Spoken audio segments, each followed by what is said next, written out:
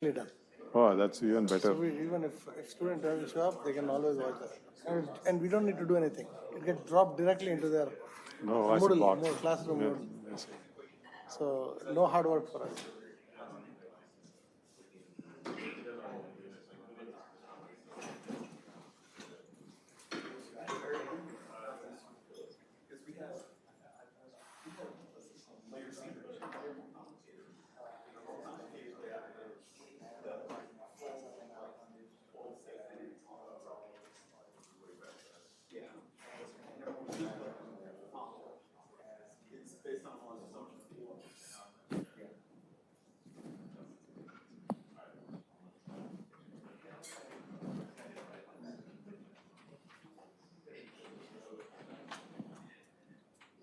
All right, let's get started. It's my pleasure to introduce Professor Swaroop Darbha from Texas A&M University. Some of you might not know, that's my alma mater. I got my PhD there from the department where I got my PhD. He was not there when I was a PhD student. I just joined after you left, yeah. So Dr. Swaroop Darbha got his PhD from UC Berkeley. Before that, he got his undergraduate from IIT Madras, and where he was a classmate with Dr. Ashok, I hear. And he works on various controls problems funded by Air Force Research, and a variety of problems. So he gave me 3 or 4 options. So I told him to pick this one with autonomy. So more students will show up. You see the word autonomy. So I'll let Dr. Darbha talk about his work. First of all, I want to thank Professor Srinath Ekkad for giving me this opportunity to present. And of course, it's always nice to present in front of my classmate, old classmate. This is a work that I've been involved with for about this area. I began at AFRL about 20 years back. So whatever I'm presenting is a snippet of what I've done with AFRL over the past 20 years. So some of it, I may not be able to cover the whole gamut of problems, but whatever it is, I'll just let you know. So first of all, I want,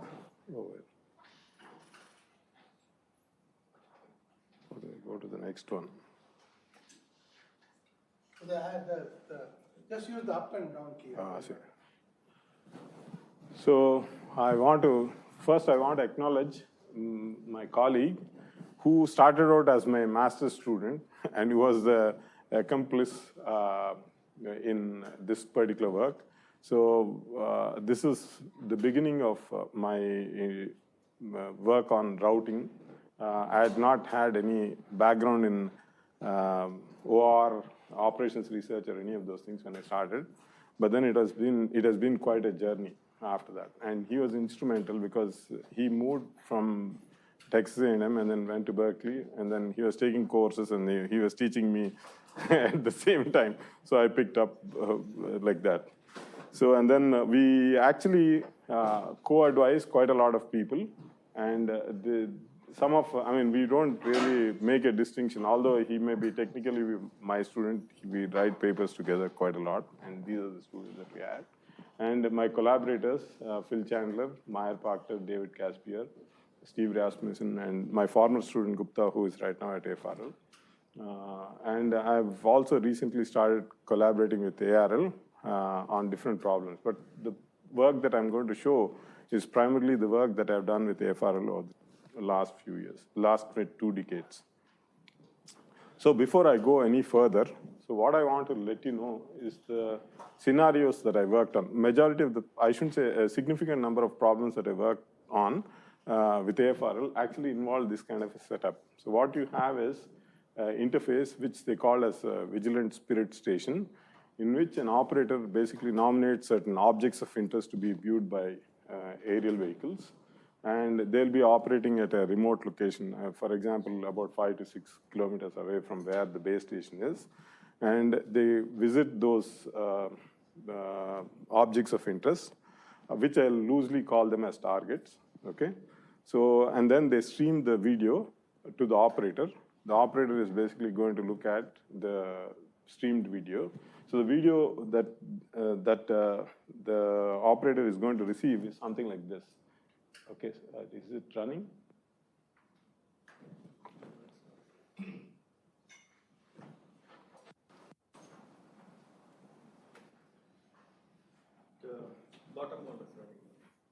Oh, not the one. Okay, then I need to go. Oops.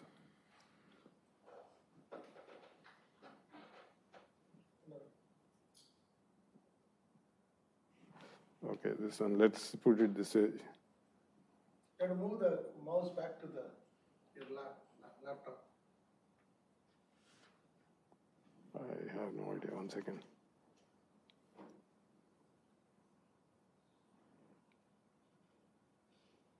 Okay, let's do this. Let me do this. Now it's running, I suppose. No, it's not. No, let's do it. Okay, this is what it is. This is okay. Right, so this is the thing that the operator is going to see, okay, in the top screen that you would have, in this screen that you have, right? That's what the operator is going to see. And the interface can actually communicate the waypoints to the UAVs, okay, as it's going, and the UAV is basically going to follow and then take the stream. So the stream will basically look like whatever, it's something like this. Okay, and if the operator could also say that, hey, I'm looking at something, can you look at it at a lower altitude with a better picture? So for example, if you're going like this, okay, this is what the thing may look like, okay, and if the operator sees something, like for example, here the dark spot that you see, right? So you may request that, yeah, I need you to take a closer look at this particular object. Then obviously, the operator could better see what the object is, right? And this is what you'd have. So the premise for all these kinds of things is that you want operator to be working with these UAVs, which are data gathering platforms. The UAVs are basically, so this is a classic case of human-machine systems. So when you basically design a human-machine system, you need to partition the tasks that need to be done by a human and the tasks that need to be done by the machine. So the things that are very suited and the strengths of the human basically are in classification. That is, when you look at a particular object, you can classify what kind of an object it is, right? And that kind of a thing, machines are not that great at. So the way how the partitioning is done is that the operator would be the classifier in the loop, okay, and the machines are just data gathering platforms, and you have the interface which connects them both. So this is what you have. This is kind of a setup that we are looking at. So once you have this data coming in, so typically what you have is you have an operator who is managing, you have an operator that is managing about roughly, at least 3 to 4 UAVs, if not 10, okay?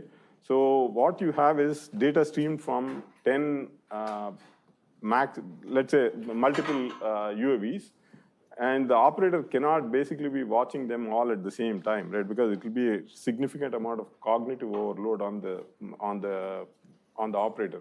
So because the operator is oversubscribed, there should be some way to simplify to make the operator look at what is necessary. So there's some sort of a filtering that you require or some sort of a queuing system that is required. And that is what this middle block that I have here looks like, right?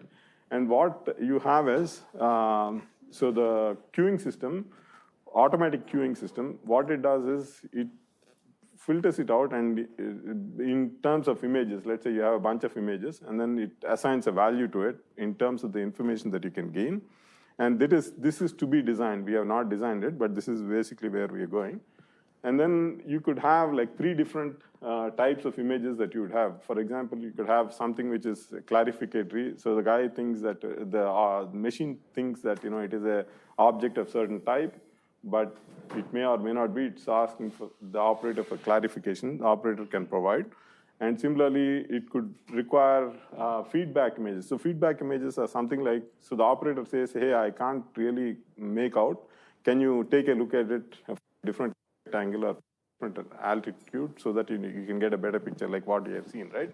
So, and then once it gets the image back, those kinds of images which it will help the operator classify better are the feedback images. And then the third one is like calibratory images. Sometimes it can happen that, different operators have different kinds of, preferences, and, they may look at things differently, right? So that's the sort of a thing that you would have for calibration. So based on these, and based on the value assigned to the value of the information gain that you would get from the images. So now one has to figure out, there should be a system, the scheduling system, which actually filters them and then selects only those things that need to be viewed by the operator, so that you can take into account the cognitive constraints of the operator, and then so that you can get the maximum possible information gain. So this scheduler we have already developed, and this last three pictures are basically showing that kind of a situation where, let's say, you have streaming from the first one. This is the streaming from the. Is this? It's going, okay. So let's say this is a stream that you're coming from the first one. This is the stream that you're getting from the second one, okay?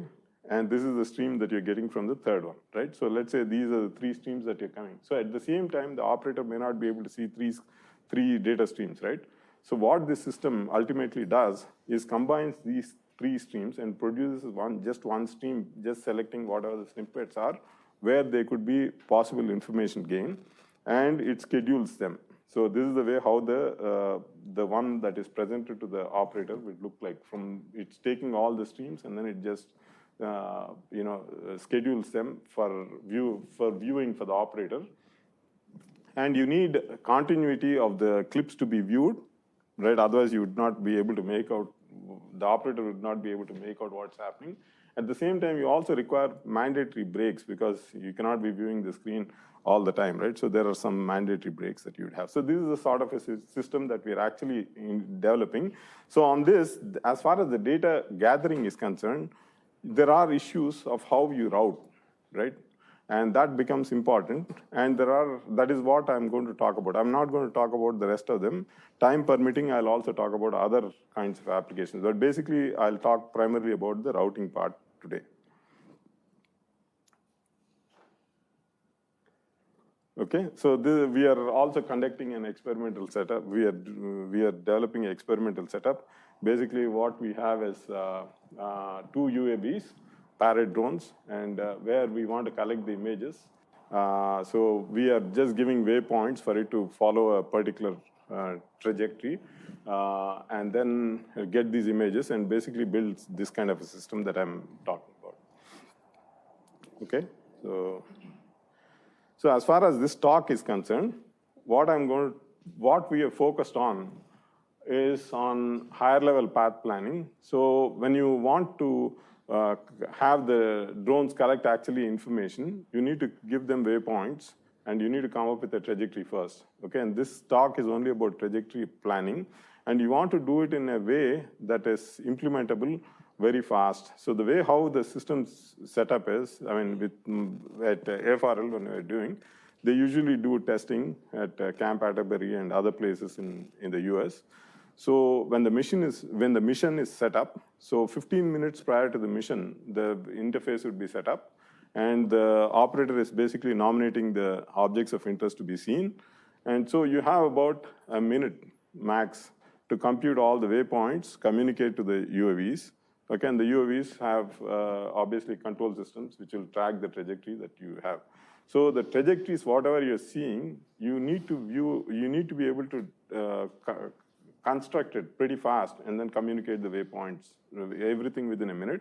And roughly we are looking at a scale of 50 targets and about max of 4 UAVs. So this is what we are looking at. This scale, we need to basically finish it within a matter of a minute. So this is the sort of a thing that we're looking at. So you could have, all the UAVs may not be identical. That's you can have UAVs of different make.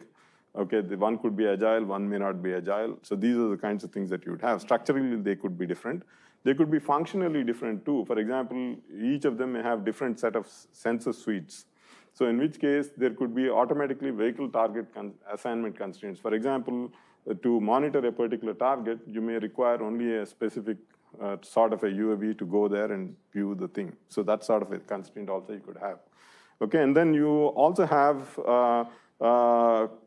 motion constraints. I think I talked about. Some of them could have a very steep turning radius. One of them may not. It's like BMW and truck, right? So it's that sort of a thing that you would have. And then you could have coordination constraints. Time permitting, I'll talk about the coordination constraints as well. So it could be like, for example, if you have a leader and a wingmate, okay, in going around and surveilling.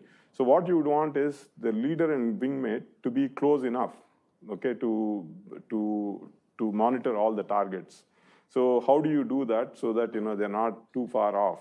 They should be within communication range. So that this is a matter of coordination. So how do you do the routing when you have these coordination constraints?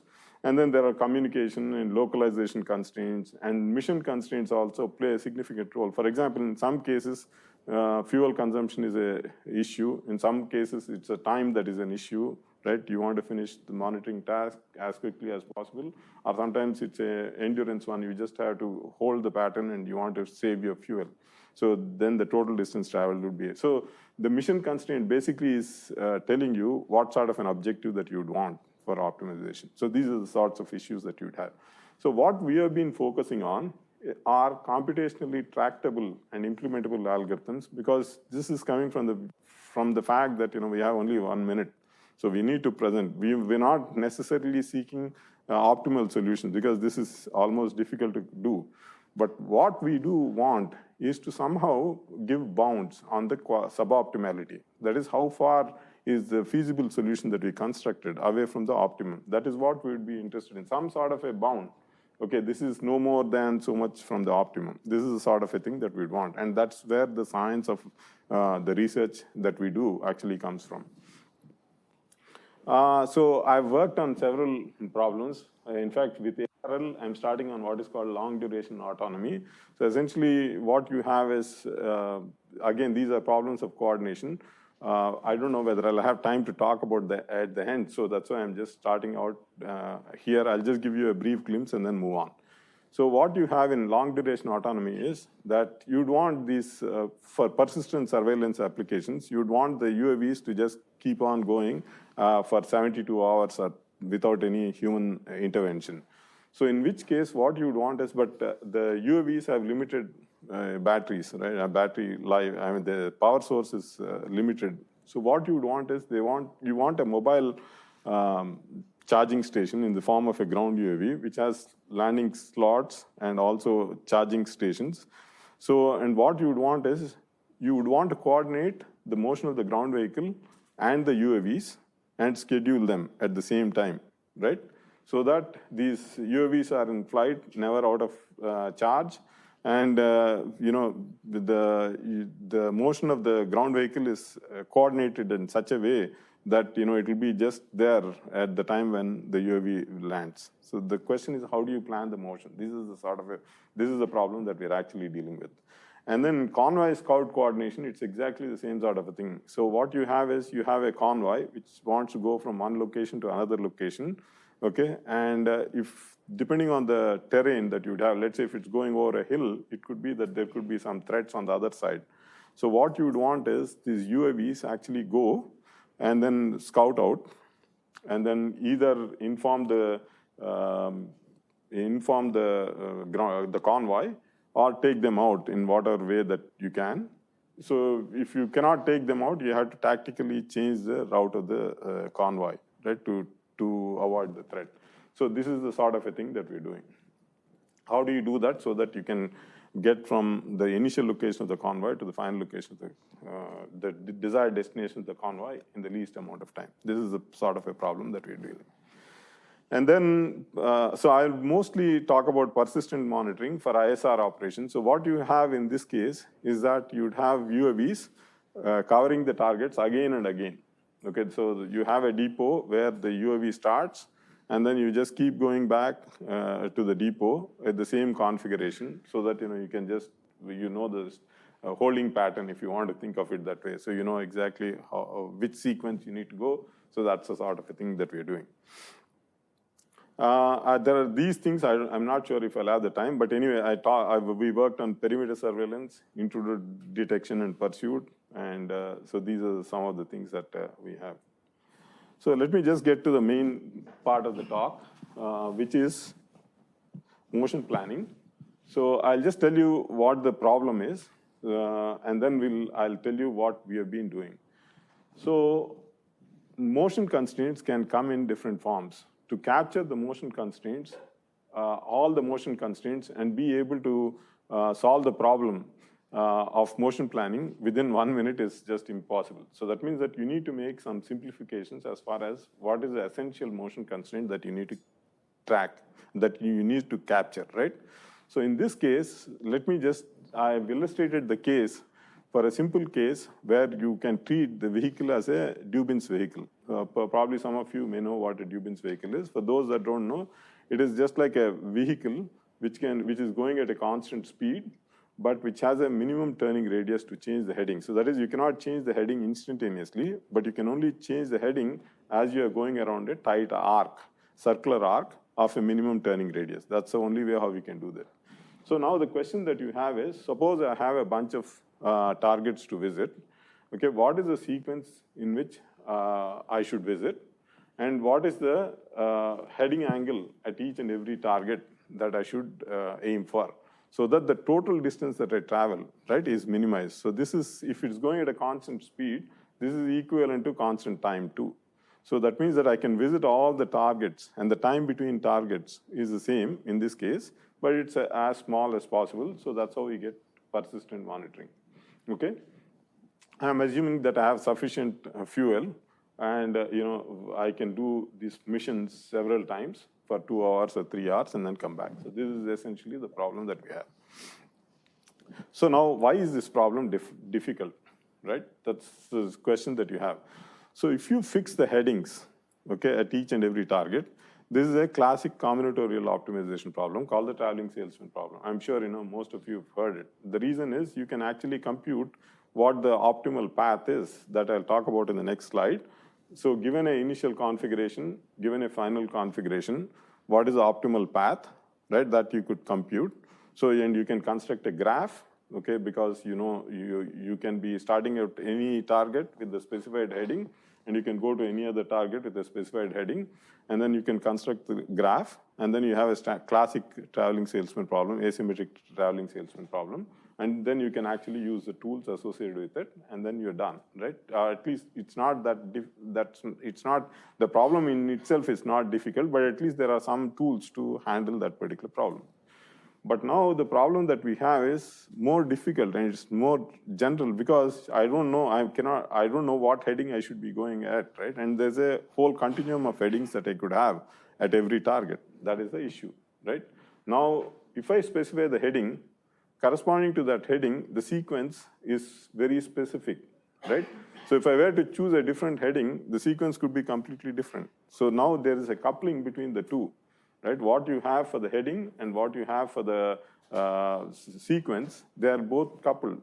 So that means that you need to handle this kind of a case where this is a classic case of a type of problems that I have been encountering, where you have differential equations on one side which are describing the motion constraints, and then this routing, which is a discrete optimization problem. And they both combine, they couple together, and these are the kinds of problems that you get. In fact, this is a problem that I encountered even in smart manufacturing networks, which I worked with my colleague.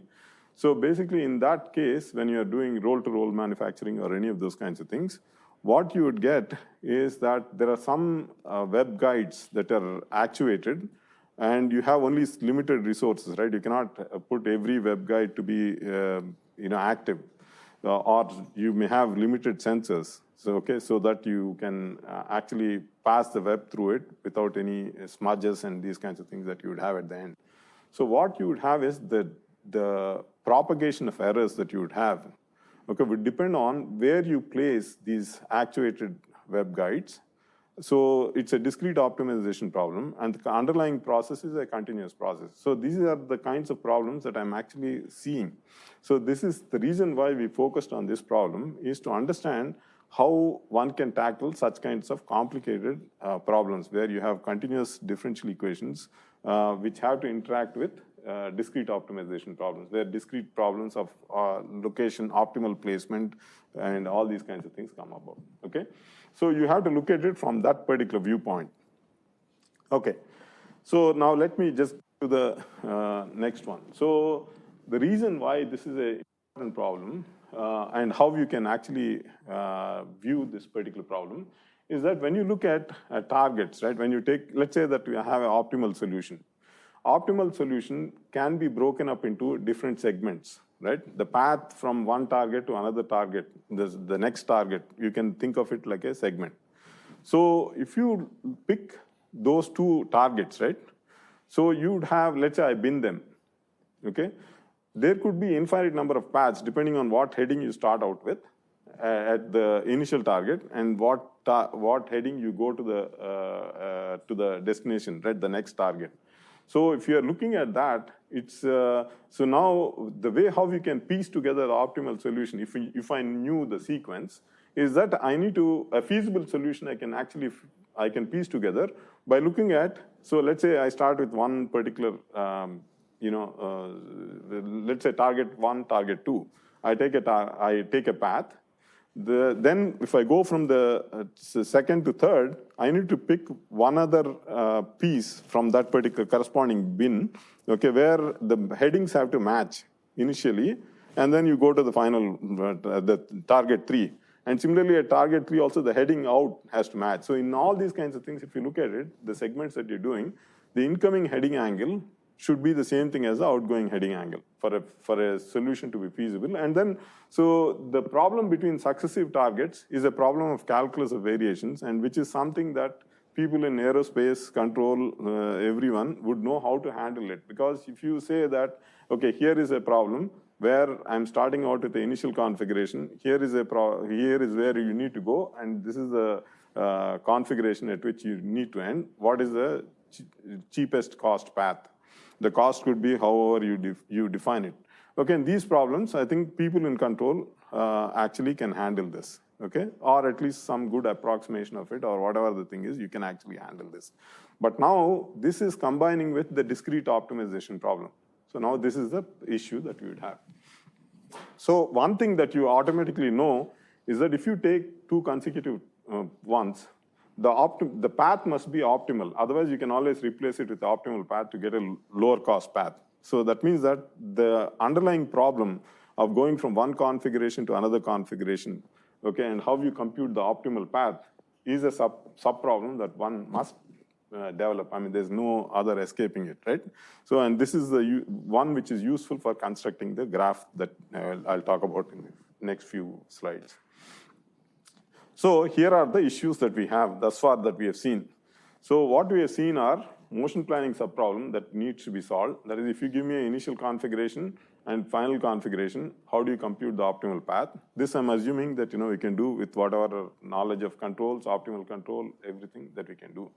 Okay, but then we still have to tackle the coupling between configurations and sequencing. Because if you give me if I'm specified a wide choice, okay, of, in this case, a continuum of configurations at each and every target, I still don't know how to fix the configurations.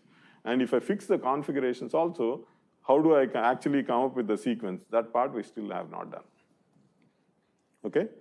So let me just go back to the first problem, the motion planning subproblem. So that is like, how do you go from, this is a classic case of simplification of motion constraints, right? This is the one which is typically used in a lot of applications.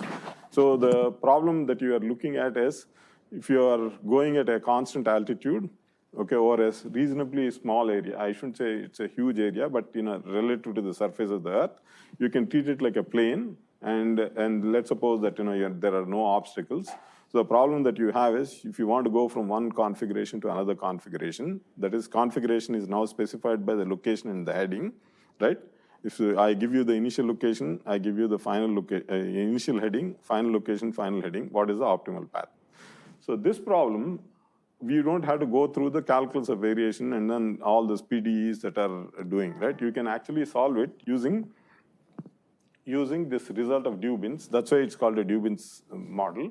So what it says is that the optimal path must be must contain at most 3 segments, and the 3 segments are, they have a specific form. That is, it has to be curved, followed by straight line, followed by a curve. That is, curve, circular arc is of the minimum turning radius. So that is, you're going at a tight left turn or a tight right turn, okay, followed by straight line segment, followed by tight turn or tight right turn or tight left turn. That's what you'd have. Or you could have tight right turn, left turn, tight right turn. This is what you'd have in the case of teardrop maneuvers, right? That you would see if you want to get back to the same location in the opposite heading. So you have to go like this, right? You go take a left turn, followed by right turn, followed by left turn. This is what you do. So that's what that result is saying. So what is the advantage of this result? This result is reasonably powerful because it anticipated Pontiac's maximum principle. It was derived prior to Pontiac's maximum principle. So what it anticipated and what it simplified is even more amazing. It basically reduced a problem, calculus of variations problem, to a plane geometry problem, which even high schoolers can solve, right? So what you do is you construct all these finite number of paths which connect the initial configuration with the final configuration. You find the total length, right? And then figure out which is the one which has the shortest length, and that is your optimal path. That's it. Okay, and it's very easy to do.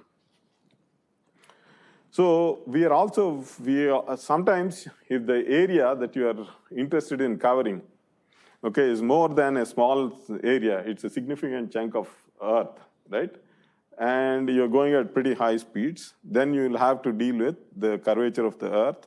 Or it could be that you could have ground robots which are going on, the topography is not exactly planar.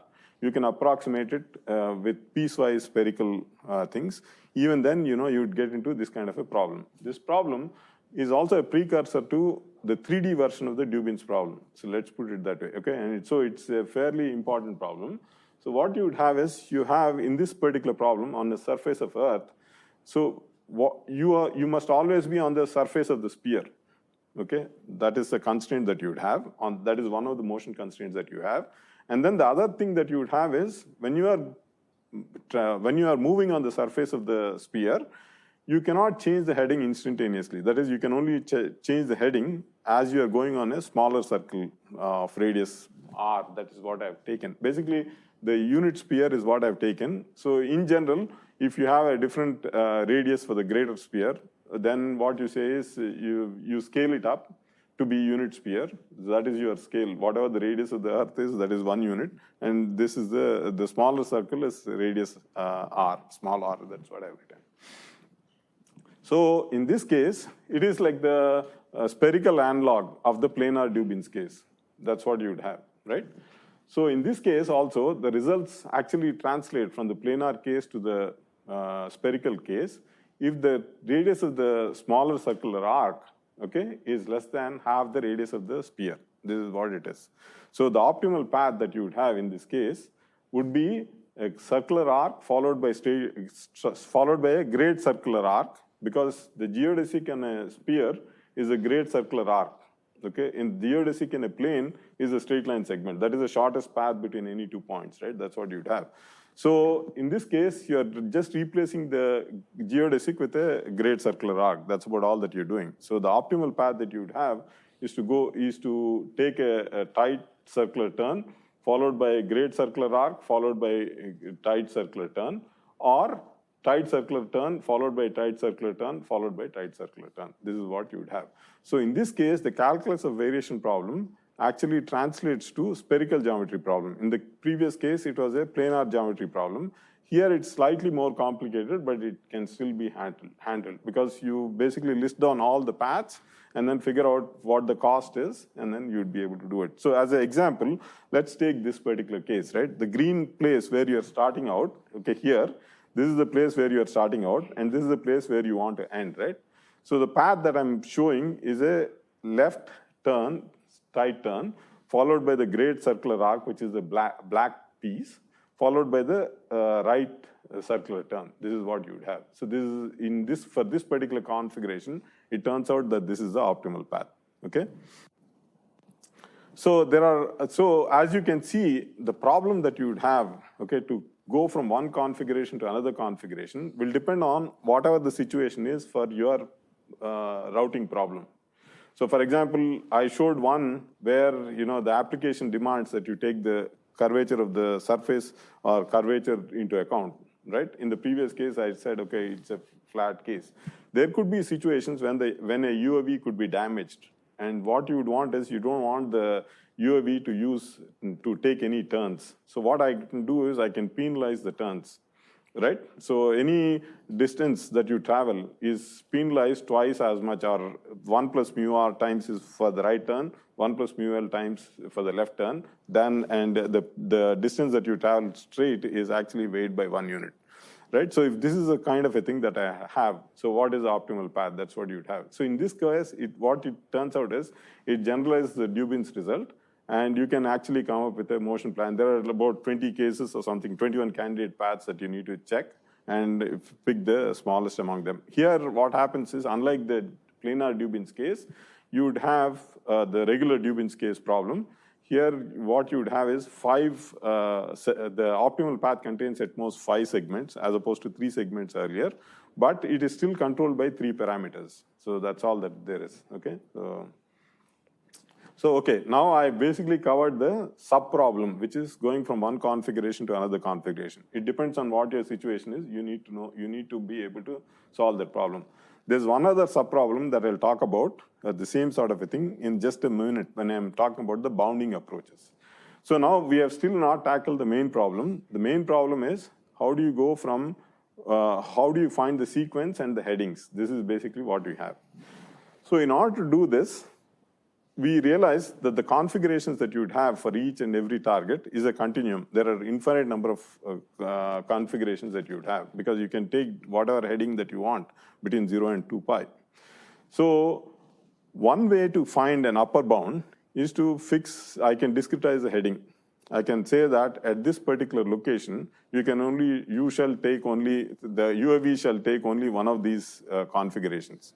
So when I'm doing it, what I'm doing is I'm restricting the feasible set of trajectories, okay, to a limited set. In fact, I would say the headings are limited at each and every, to a finite set, right?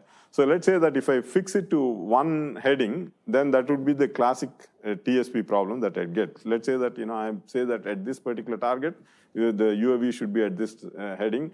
At this particular target, you should be at this particular heading. So then what you're saying is, you know how much the optimal distance is from any target to any configuration of the UAV to any other configuration. You can construct the graph.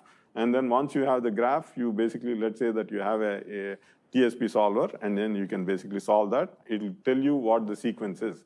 Once you know the sequence, heading is specified at each and every target, you're done, right? So, but what if, I don't want to specify just one target. Let's say I have 10 targets at each and every location, right? So then what you have is a discrete optimization problem. And all the feasible solutions of this discrete optimization problem are actually feasible for the original problem. But for the original problem, you have many more solutions, right? So what you're taking is, for the original problem, you're actually restricting the set of feasible solutions only to a limited set. So, and by doing that, you have actually you have basically simplified the problem to a discrete optimization problem, and then you are basically taking advantage of all the tools that you have available for the discrete optimization problem, and then you're solving it, okay? So because you're optimizing it for a subset, whatever you get is a feasible solution, and that is an upper bound for the optimal, for the optimum that you can actually achieve, okay? And this is what you get. The resulting problem is called a one in a set TSP problem. So that is like saying, okay, at this particular heading, at this particular target is, think of target as a state in US. Let's say there are 50 targets, there are 50 states. So each heading you can associate it with one particular city. So it's like politicians, presidential elections, right? How they're visiting all the states. But they cannot visit each and every city, right? All you have to do is visit one particular location in the city. So this is exactly the classic problem of one in a set TSP. That is, you are given these states, you are given these location cities. So pick one city from each state so that you can construct a tour of least cost. Okay, this is what it is. So here I'm basically converting it into the same sort of a discrete optimization problem by discretizing the heading. So, and then associating each and every target with several nodes, okay? But the thing is, this set of nodes that I have associated with the target, I need to pick only one node from this particular one, just like how I pick one city from the state, right? That's the way how I'll pose this problem. And this can be converted to a ATSP. I'll just briefly mention it, but you believe me that it can be converted to a ATSP, and then I can bring to bear all the discrete optimization tools to solve this particular problem. Okay, now what I have is upper bound, but I don't know how good the upper bound is, right? How good the solution is, how far it is from the optimum, because I don't know what the optimum is. So I need to find a lower bound. This is where the problem comes in, right? I need to also find a lower bound. So one way to find the lower bound is very easy, right? So the way how I can do it is, okay, what is the simplest lower bound that I can find? The simplest lower bound is, suppose if I want to go from one location to another location, what is the cheapest cost path that you would have, irrespective of the motion constraints? Go along the straight line, right? So I'll know the Euclidean distance. So, but when I do the Euclidean distance, since I'm ignoring the heading, right? So let's say that, I ignore all the motion constraints and then say that, okay, I'll have this kind of a problem where I go along the straight line, wait there, somehow change my heading, okay, then go straight, wait there and somehow change my heading. This is what I can do, right? I'm violating all the motion constraints. By violating all the motion constraints, I've actually expanded the feasible set, right? Because if I'm restricting that it has to satisfy all the motion constraints, then my set would be smaller. But because I've expanded the feasible set, when I'm doing the minimization, okay, I'll get a lower bound automatically, right? Because if you're minimizing over a larger set, the minimum value is, the optimum will take a lower value. That's basically what it is, right? So the question is, how do I actually expand the set? And clearly one particular lower bound would be the one which is based on straight line distances as opposed to the curved distances. This is what I can do. And I can also compare, okay, but the bound may not be that tight, right? As you can see, there it be very relaxed, right? Because the distance that the actual path, optimal path that you would have, okay, and the optimal segment that you would have, right, between consecutive targets and the corresponding Euclidean distance between the targets, the difference could be quite large. So that means that, your bound may not be that tight. So now the question is, how do I make the bound tight? So the way how we do that is the following. Let's say that, I am constructing another kind of a approximation. Let's say I do the following, okay? I'll bin all the partitions that I can, all the headings that I'd have, okay, at each and every target into sectors or intervals, let's say. So I can say that, okay, just like how I discretized earlier, right? So I'm going to discretize into bins. So the heading could be, one bin could be, the heading angle is anywhere from 0 to 20 degrees. The second bin would be, heading angle could be anywhere from 20 to 40. And so on and so forth, right? So I have, let's say, 18 bins in this case, right? So if you take if you take two pairwise, right? If you take two targets, I can ask the following problem. So if I have any initial heading in this bin, okay, and final heading for the other target in some other bin, what is the optimal cost path? So here I'm not specifying just one initial heading and one final heading, but rather I'm specifying a set of headings, initial headings, and set of final headings. This is what I'm doing. Among all these bins, what is the shortest path? That can be solved using just optimal control, and it turns out to be, it's just like straight lines and arcs, that's all that you need to do. There will be more cases than what you would have for the regular one. Let's say that, I could actually solve that particular problem, right? Then how do I convert it to a discrete optimization problem? So what I'll do is, so I'll associate, okay, with every target, just like how we did the one in a set TSP, I'll associate with every target, okay, a location, a bin of headings, okay? So what I'll say is that you pick one bin, doesn't matter whatever bin that you want, right? Just like how you picked one of the headings in the previous case, here you are picking one bin of headings, okay? And what I would enforce is that if the incoming heading angle is in that bin, the outgoing heading angle also should be in the same bin. So that means that if I make the bin very refined, that is very small, I'll allow for the incoming heading angle to be different from the outgoing heading angle, but the difference is not a whole lot. So it's nearly optimal if you want to think of it that way.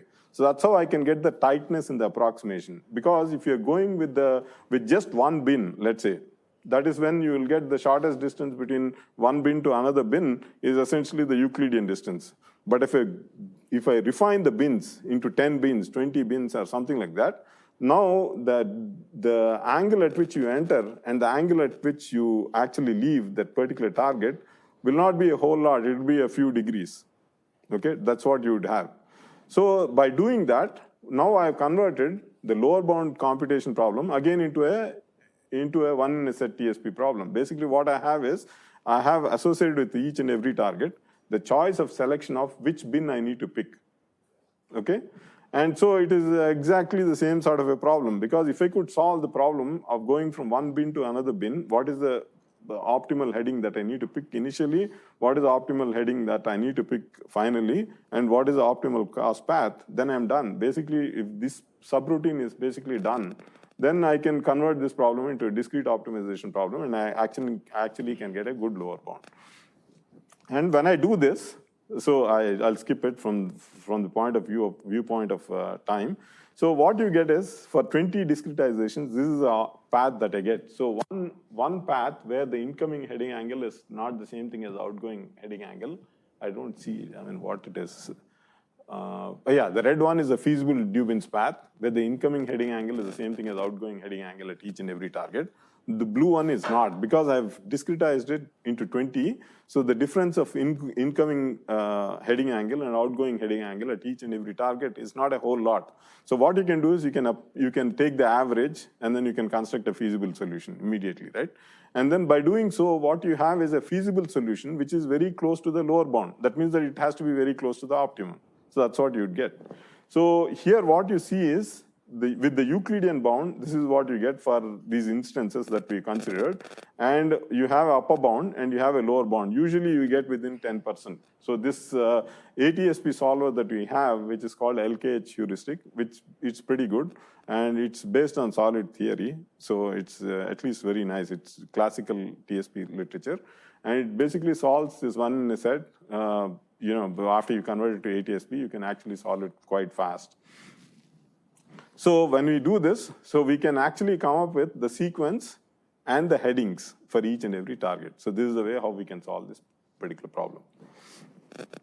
I'll just take the next few minutes to tell you about another interesting set of problems which are in the same genre. Okay, here I'll just briefly touch upon it, and then after that I'll just move. I'll end, because there's only 10 more minutes that I have. So this is an interesting application that we have. This has both civilian and military applications, the routing with hybrid UAS. So what you have is a UAS, that is unmanned aerial system, where the propulsion is hybrid. That is, you have a gas propulsion which charges the battery, and you have electric propulsion. And let's think of a simple path. This is just this one, the figure on the right is the illustration. So let's say you're starting here, and you are going on the electric propulsion. The charge in the battery basically goes down. And let's say from here on, you're actually taking the red one is the one which you're taking. If you are taking the gas, then it'll start charging the battery. So that's why the charging goes up. And here again, you're using the battery, so the charge goes down, and so on and so forth. This is the way this is a simple model that we picked for charging. And what you have is, what you're interested in is, let's say you want to go from one location to another location. It could be packaged drones or any of those things which are hybrid powered, or it could be So what you want is, you want to go from the source to the destination, and these are residential zones. These could be like high towers. So the restriction is that these residential zones are quiet zones. That is, on these particular zones, you cannot take the gas mode of propulsion. That is, you must use the electric mode of propulsion from the point of view of reducing the noise, right? So now, how do you construct the path? This is the simplest problem that you have. And here the objective for constructing for optimization is the amount of fuel that you're spending. That is, amount of distance, the distance that you're traveling when you are taking the gas-powered mode. It's like the red segments that you would have in the path, right? That is the length of the red segments of the path, the total length of the red segments of the path. That is what you want to minimize. So now the question is, how do you route it? That's a problem that you would have. And these problems are very interesting, and these are very new. Again, just like how we had the earlier problem, there are motion control problems. There is a, interaction between discrete optimization and continuous differential equations. Because of the charging dynamics, here I've taken a very simple, charging dynamics. So what you have is the motion, everything. This is all continuous differential equations, but they are combining with the routing part, because the routing is shortest path problem is a discrete optimization problem. Now, how do you deal with this kind of a thing? So now the key question that one needs to ask here is, what does one mean by configuration? In the earlier case, a configuration meant the location of the UAV, the location of the target, and the heading at which, the heading that the UAV should arrive at a particular target or leave at a particular target. This is what the configuration was. In this case, the configuration turns out to be the location. Okay, so when you look at this particular example, the illustration that I had, what you have is, when you have to go through the quiet zones, right? So there will be a point on the boundary that you would have to touch, right? You have to cross the boundaries, right? So what I can think of it is, suppose, and if you're going through the green zone, anyway, the cost is zero. I'm not going to be that particularly worried about, but I'll have a zero cost path, travel segment in that particular one. So the kind of problem that you need to do is, suppose if it's a free path, right? So I start with, that is, there are no residential restrictions or any of those things. Suppose I'm starting out with a certain fuel, a certain state of charge of the battery, and I want to go to another location, okay, where I can go in a straight line, but with a certain state of charge at the terminal location. Tell me, what is the optimal cost path, right? How much should I charge, and how much should I go on the gas mode, and when should I switch? And this problem can be solved using the optimal control techniques, right? So once I do this, then I'm in good shape to construct a feasible solution. What I'll do is, I'll grid the boundary, okay? So, and then I'll solve the optimization problem for each and every one of them. And it's a reasonably simple optimization problem that I do. So I'll construct this graph. And then after that, I'll just say that, okay, here, this graph, so I'm starting here, I want to go here. So now what is the optimal path that I take? And the cost is also known, right, for each and every path. So, and then that can be solved using Bellman-Ford or Dijkstra or anything that you learn in basic algorithms course, and then you can actually come up with a feasible solution. Now, just like in the previous case, constructing the feasible solution is one sort of the problem, but bounding the suboptimality is another one, for which you require a lower bound. Now, how do you construct a lower bound? Just like in the previous case, what we do is we bin. The way how we bin is the following. So let's say that I had to solve another optimization problem, the continuous optimization problem that I need to solve. The other continuous optimization problem that I'd solve is, suppose at the initial location, the charge of the battery can lie in a certain interval, okay? And if I go to the destination, now I'm associating a node with a range of locations along a straight line, right? So the interval along the straight line, along the boundary, okay? And the corresponding charge also. It could be, the charge could lie between a given minimum and a maximum. So this is the interval that you would have for the charge. So same sort of a thing that I'd have at the destination. Now I'll ask, okay, what is the minimum cost path? Okay, given that the initial location could lie in this interval, the charge could lie in this interval, and the final location could lie in this interval, and the final charge could lie in this interval. Now, how do I basically figure out what the least cost path is? So once I do this, then it's again the same sort of a thing. The lower bounding is like, how do you find a bin, okay, along the way? Which bin would you target so that you can go from one location to another location, and that would give me the lower bound. So when you do this lower bounding, it so turns out that within like the computation time that we are looking at, okay, for a city map that you're looking at, roughly, in the main part of the urban part of the area. I don't know the size and all those kinds of things. I probably should have come prepared, but anyway, basically what you get is you get reasonably good solutions. The like max of 50% gap that you would have between the upper bound and the lower bound. So that means it is like the maximum possible suboptimality that you could get. You could get even much lower than that, because it could be that the lower bound could be bad, right? You don't know. The optimum and the lower bound could have a gap. So even that, adding that, you are no more than 50% from the lower bound. So that means that it's pretty good. And you can compute very fast. That is the issue, because you can actually implement it. Okay, so what I'll do is, since I have only a few minutes, so I'll just skip all these routing problems. I'll just go to the end. So this is what I did for ground vehicle automation.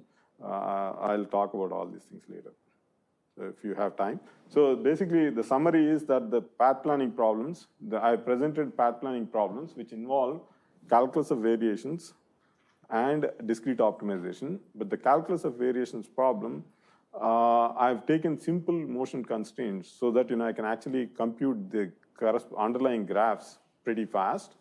Okay, and again, these problems that I've presented are for planning purposes. So it's not for control purposes, it's for planning purposes. I want to basically come up with reasonable trajectories very fast. So that's the reason why I'm taking these simple constraints. But whatever I've taken is a canonical problem involving calculus of variations in discrete optimization. So I've also presented ways of computing feasible trajectories and implementable trajectories, and provided ways in which you can actually bound the suboptimality. I could not, probably I can talk offline about the coordinated routing problems. So I'll take any questions for now.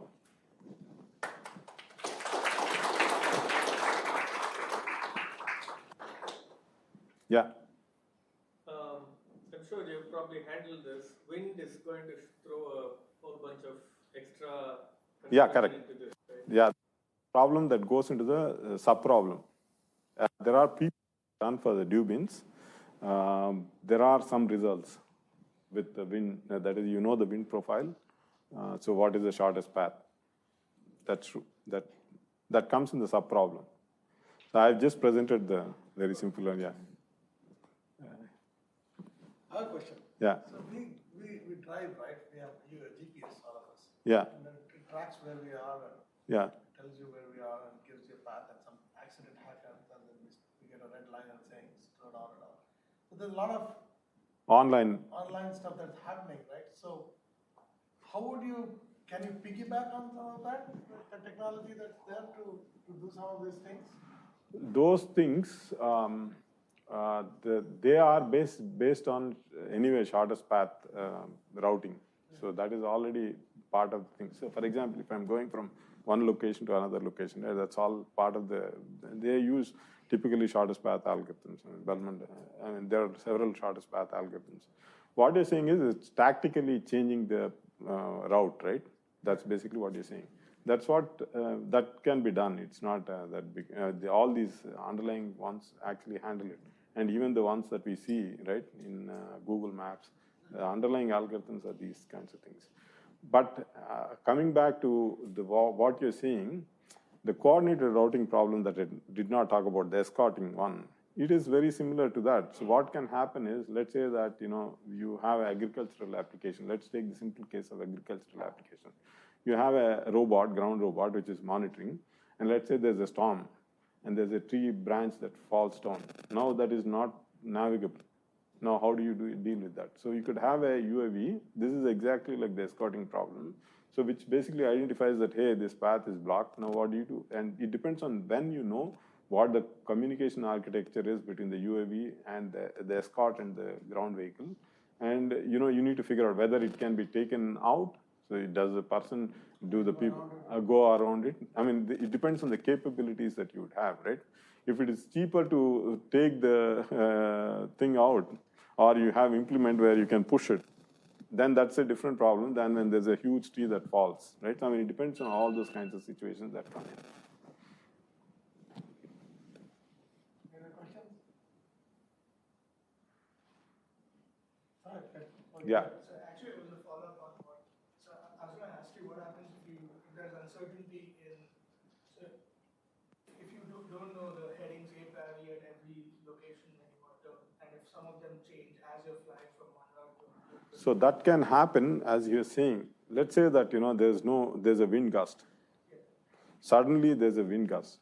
So right now, so the way how you have to there are different ways in which it depends on what information that you have available. Based on that, you can do, right?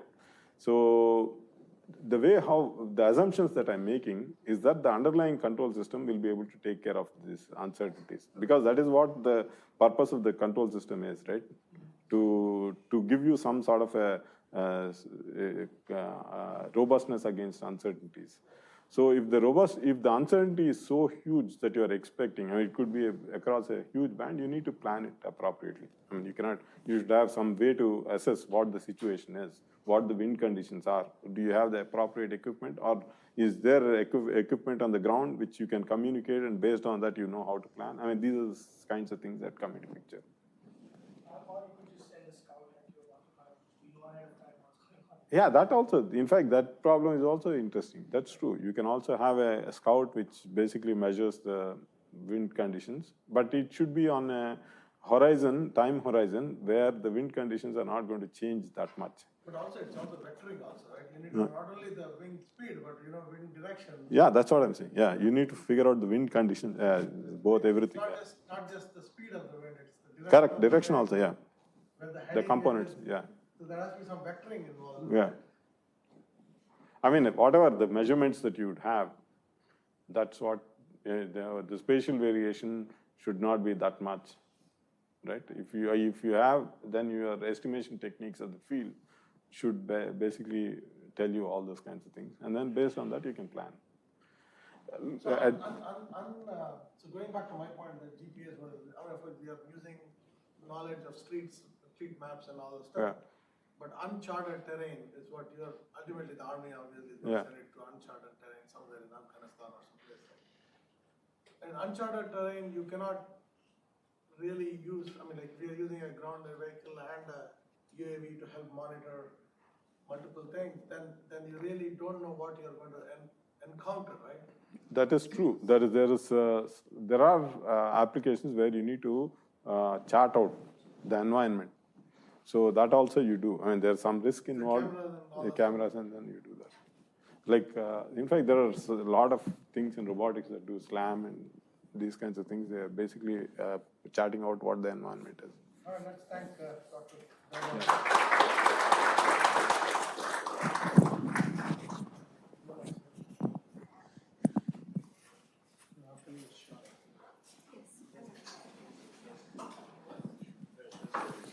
How do you pause? Automatic. Stop anywhere. I hope this is appropriate. We got very high level, but kept it very high level. So I think the kids certainly learn something. So Cheryl is your next meeting. Hi, how are you? No, thank you. All right. So I'll see you later. You might not see me. That's all. Back from lunch? We're talking about. If you bring him back, then I can meet him for about half an hour. You're going to meet him. Okay. Then I have a 2 o'clock, but before that, No, it's okay. somebody has to drop him back to me. Yeah, I'll take it back. I have the same 2 o'clock. I have the same 2 o'clock. All right. I'll see you later. After lunch.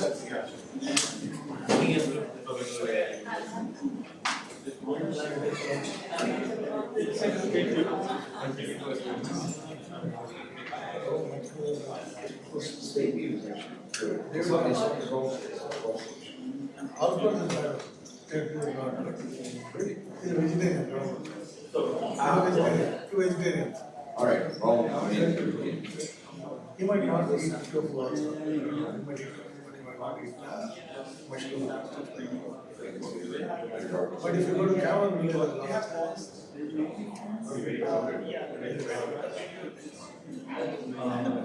Other than sushi, Regardless, but we'll follow the regardless.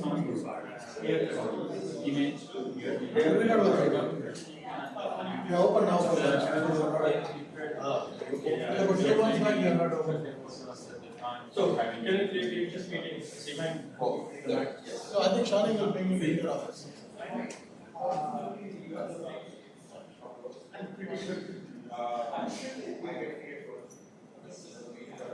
I think, yeah.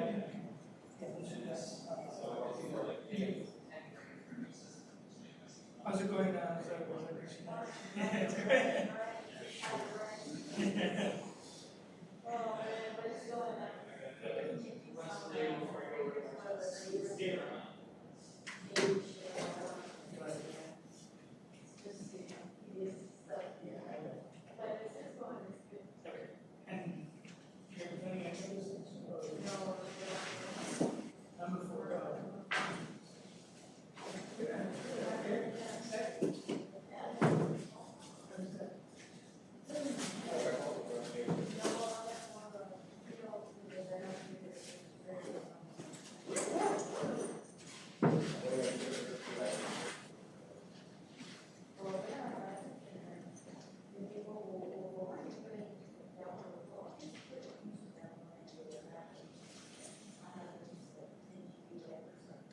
And so now you can this is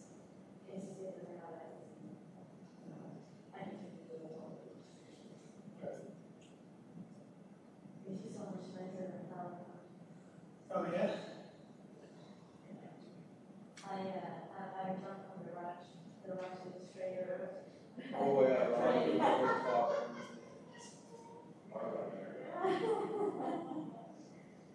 rush was really good.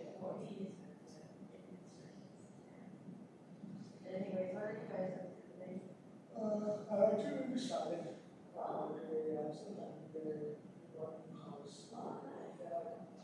Actually, I was going to go over the weekend, but market.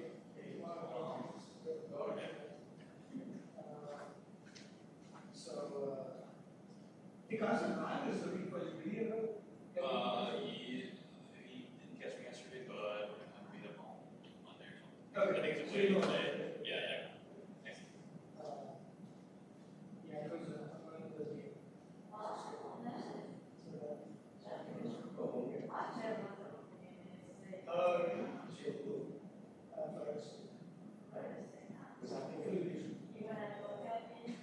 Hopefully, if I make it back in time.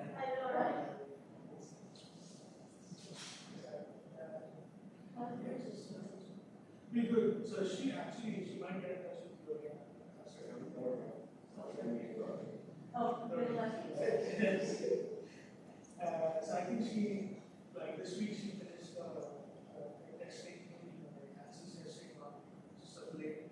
So this coming to the mesh design, validating the CD, and she's done it very good.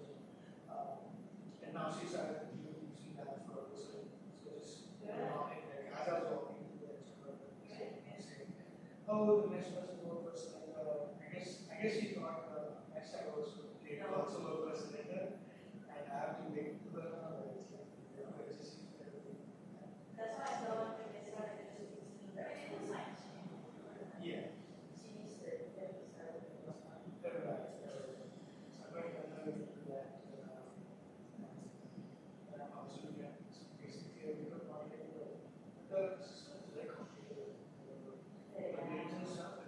I found a really old people that takes like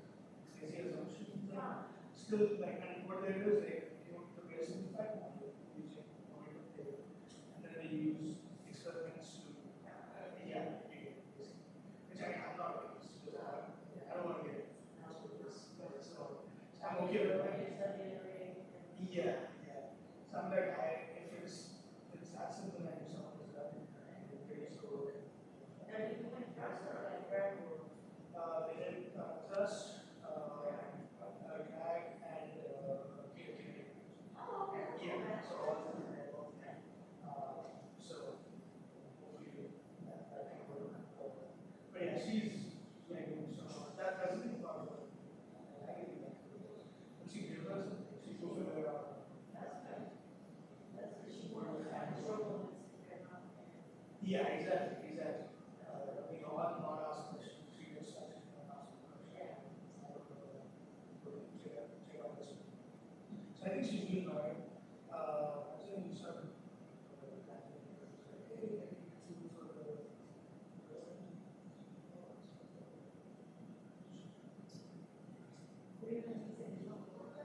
No, he was like blocked. He said there's like a bunch of desks and stuff on there.